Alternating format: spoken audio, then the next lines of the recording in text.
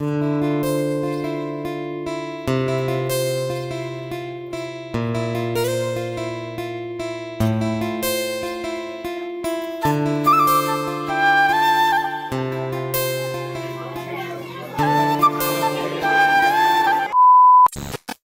Everyone, চলে এসেছি আবারও আজকে একটা নতুন ভিডিওর সাথে।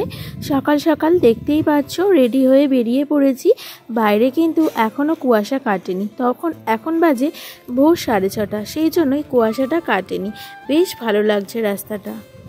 হ্যালো এভরিওয়ান, গুড মর্নিং সবাইকে। সকালবেলা দেখতেই পাচ্ছ অনেকটা ভোর, এখনও সকাল হয়নি পুরোপুরি। তো আমরা আজকে যাচ্ছি তারকেশ্বর, সেই জন্য বেরিয়েছি। আর রাস্তাঘাট একদম ফাঁকা যেহেতু ভোরবেলা। তো চলো আবার তোমাদের সাথে পরে কথা বলবো, ভিডিওটা দেখতে থাকো।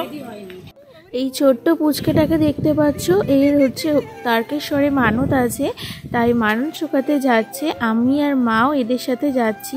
আর দেখো পুচকেটা কি কিউট, কি ভালো লাগছে। এর ভালো নাম হচ্ছে অনিরুদ্ধ।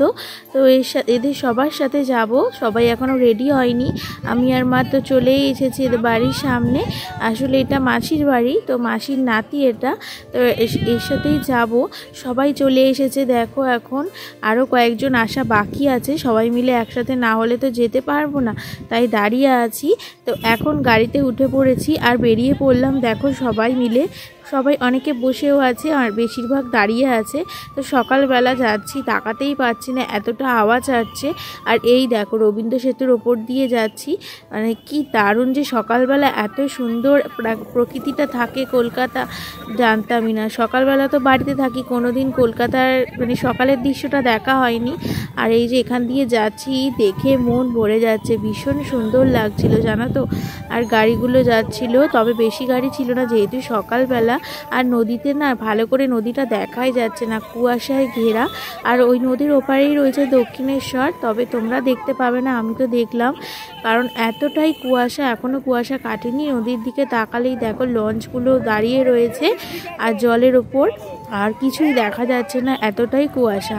তো দেখতে দেখতে আমরা কিন্তু ভীষণ মজা করতে করতে গাড়িতে খুব মানে ভালোভাবেই আসছিলাম। খুব ভালো লাগছিল সবাই মিলে একসাথে। দেখতে দেখতে তারকেশ্বর চলে এসেছি। এখন গাড়ি থেকে নামবো। আর প্রথমবার এলাম, তাই জায়গাটা ভীষণ ভালো লাগছে। সবাই যাচ্ছে এখানে বাঁক কাঁধে নিয়ে, ভীষণ ভালো লাগছে দেখতে। তারকেশ্বরে চলে এসেছি। আর এখান থেকে দেখো কত দর্শনার্থীরা সবাই যাচ্ছে হেঁটে হেঁটে।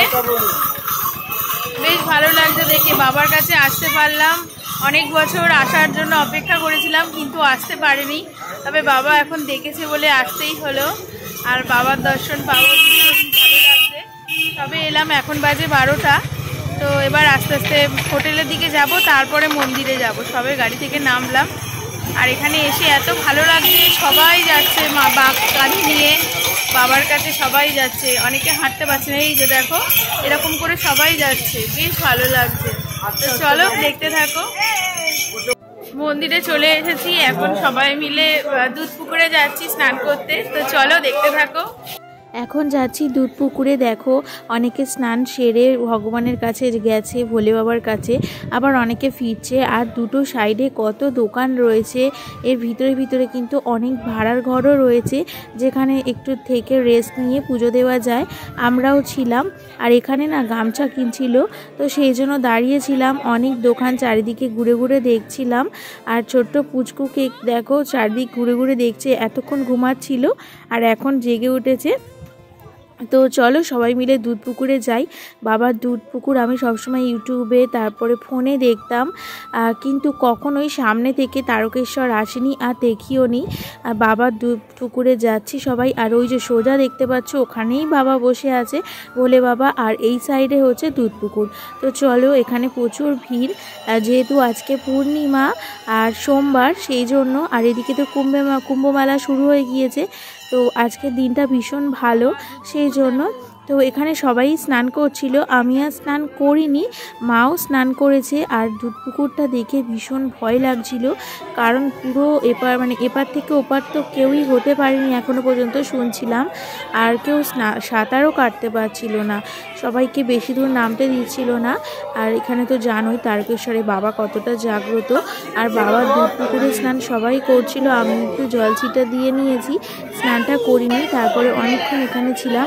আর এই যে পাশের দোকানগুলো দেখছো, এখানে ঘটে করে বাবার দুধ পুকুরে জল দেওয়া হচ্ছিল, এখান থেকে এই ঘটে জল নিয়ে তারপরে বাবার কাছে যেতে হবে। অনেকেই এসেছে, কারণ আজকের দিনটা তো ভালো, আর বাবার কাছে কখনো ফাঁকা থাকে না, শ্রাবণ মাসে তো থাকে, প্রচুর ভিড়, কখনো আসেনি, টিভিতেই দেখি।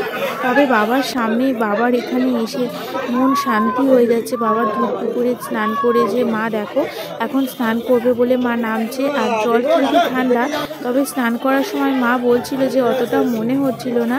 আর বাবার পুকুরের সামনে এসে মন শান্তি হয়ে গেল। তারপরে ভিতরে তো কোনো ফোনের অ্যালাউ নেই, তাই বাইরে থেকেই এখানে ধূপকাঠি মোমবাতি জ্বাললাম। আর আমি কিন্তু গিয়ে বাবার কাছে জল ছিটা দিয়ে কলসিতে করে জল নিয়ে তারপরে কিন্তু বাবার মাথায় ঢেলেছি। তবে আজকে প্রচুর ভিড় ছিল বলে সময়ের মধ্যে ঢালতে হয়েছে, বাবার সামনে গিয়ে ঢালা হয়নি, তবে সামনে থেকে বাবাকে দর্শন করে মন ভরে যাচ্ছিল। আর এখানে দেখো অনেক ব্রাহ্মণরা ছিল, অনেকেই যাচ্ছিল। তো বাবার পুজো দেওয়া হয়ে গিয়েছে, এখন আমি একটু হোটেলের দিকে যাচ্ছি, আর অনেকক্ষণই ছিলাম এখানে, জানো তো বেশ ভালো লাগছিল। এখন আমরা একটু হোটেলে খেতে যাচ্ছি, আর এখন বাজে 2টো, তো 2টোর সময় এখন হোটেলে এসেছি খেতে। তো চলো যাওয়া যাক।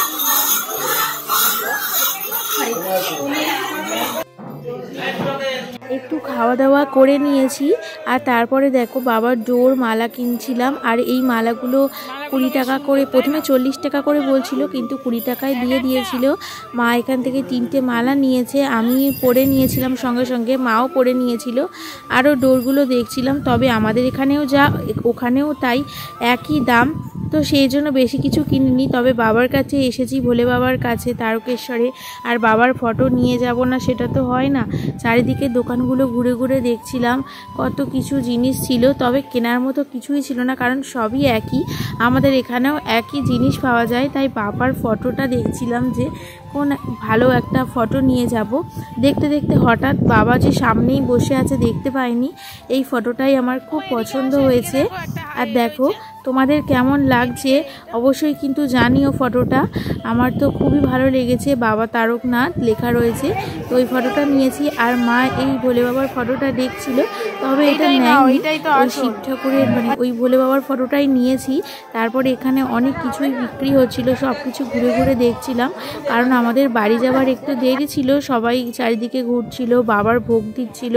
তারপরে না বাবার আরতিও দেখেছি, মন শান্তি হয়ে গিয়েছে আরতি দেখে। বাবার দর্শন সব প্রথমে যখন দেখেছিলাম অনেক ভিড় ছিল, একটু কষ্ট করেই দেখতে ছিল, কিন্তু তারপরে যখন গিয়ে দেখেছি না, মন শান্তি হয়ে গিয়েছে। একদম সামনে থেকে বাবাকে কত সুন্দর করে সাজিয়েছে। আর এই যে দেখো বাঘ কাঁধে নিয়ে কিন্তু এখনও বাবার কাছে যাচ্ছে। তো দেখতে দেখতে আমি আবার বাবার কাছে গিয়েছিলাম আরতি দেখতে, মন বারবারই টানছিল যেন ভোলে বাবার কাছে আরও একবার যাই, তাই জন্য বাবার কাছে আবার যাচ্ছিলাম। তবে ভিতরে অ্যালাউ নেই, ওই যে দূরের থেকে দেখাচ্ছি তোমাদের, ওইখানেই বাবা বসে আছে। আর এখানে নন্দী ঠাকুর রয়েছে, সবাই নন্দী ঠাকুরকে জল ঢালছে, বাবার কাছেও জল ঢেলেছে। তারপরে দেখো এই যে নন্দী ঠাকুর বসে রয়েছে, নন্দী ঠাকুরকে সবাই মিলে জল ঢেলেছে, আমিও কিন্তু ঢেলেছিলাম। তারপরে দেখো বাইরেটা কত সুন্দর, তো ভিতরে তো তোমাদের সাথে শেয়ার করিনি, তবে একটুখানি বাবার দর্শন আমি তোমাদেরকে দেখাবো, জানি না তোমরা কতটা বুঝতে পারবে। সামনে গিয়ে ফটো তোলার অ্যালাউ ছিল না, তাই এই যে দেখো বাবা একদম সামনে বসে আছে। আর এই যে ওই যে দূর থেকে দেখতে পাচ্ছ বাবাকে সাজিয়ে দেওয়া হয়ে গেছে, তো এখন বাড়ির দিকে যাচ্ছি। এখানে এসে মন ভরে গেল, খুব ভালো লাগলো জানো তো। এখানে রাজবেশে ভগবানের রাজবেশে পুরো 87 পরিয়ে খুব সুন্দরভাবে এখানে আরতি করলো, সেটাও দেখলাম, কিন্তু তোমাদেরকে দেখাতে পারিনি, ওখানে কোনো ফোনে ফটো তোলার অ্যালাউ নেই বলে। যেটা করলাম সেটা খুব ভালো লাগলো। এখন মন শান্তি করে পুজো দিয়ে চারিদিকে ঘুরে এখন বাড়ি যাচ্ছি, তো চলো আবার পরে কথা বলবো। বাবার কাছে মন ভরে পুজো দিলাম, মন একদম মানে শান্তি হয়ে গিয়েছে।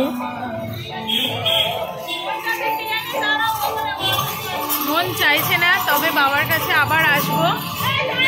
যেতে যেতে দেখো তারা মায়ের মন্দির দেখতে পেলাম, আর দুজন পাহারাদার দাঁড়িয়ে রয়েছে মাঝখানে। দেখো ওই যে তারা মা, তোমরা একটু দর্শন করে নাও। আর এখানে গান চলছিল বলে তোমাদের কিন্তু সাউন্ডটা দিতে পারিনি, তবে এখানে দাঁড়িয়েও অনেকক্ষণ ছিলাম, বেশ ভালো লাগছিল মন্দিরটা। সবাই একটু প্রণাম করলো, আমিও করলাম, ভগবানের কাছে সব কিছু চেয়ে নিয়ে তারপর ফিরে যাচ্ছিলাম আবার বাড়ির দিকে। মন চাইছিল না, তবুও সবাইকে যেতে হবে, আবার আসবো বাবার কাছে খুব তাড়াতাড়ি। তবে বাড়ি চলে এসেছিলাম, আর ব্লগ করিনি। তারপরে বাড়ি এসেই দেখতে পাচ্ছ পৌষ সংক্রান্তি ছিল, সেই জন্য পিঠে খোলা জ্বালতে হয় কাঠের উনুনে, তাই মা একেবারে বাউনি দিয়ে আর চিতল পিঠে করতে শুরু করে দিয়েছিল। তবে আজকে আর বেশি কিছু করতে পারিনি, কারণ বাড়ি আসতেই 9:30 বেজে গিয়েছিল, আর তারপরে অনেকটাই মানে ক্লান্ত হয়ে পড়েছিলাম। তো সেই জন্য যেটুকু পেরেছে, যা নিয়মটা ছিল সেগুলোই মা পালন করেছিল, আমিও ছিলাম সাথে সাথে। আর এই চিতল পিঠে দিয়েই তো পিঠে খোলা জ্বালতে হয় পৌষ সংক্রান্তিতে, তো সেই জন্য সেই নিয়মটাই পালন করলাম। দেখো, আর এখানে আবার দিচ্ছে, তো এটা করতেই আমাদের 11টা বেজে গিয়েছিল, সেই জন্য বেশি কিছু করিনি। আর এই যে বিউলির ডালে সরু চাকলি বানিয়েছিল, তো এই দুটোই করেছিলাম। তো আজকে সারাদিনের ভিডিওটা তোমাদের কেমন লাগলো বন্ধুরা অবশ্যই কিন্তু জানিও। আজকের মতো টাটা, দেখা হবে নতুন একটা ব্লগে, সবাই ভালো থেকো।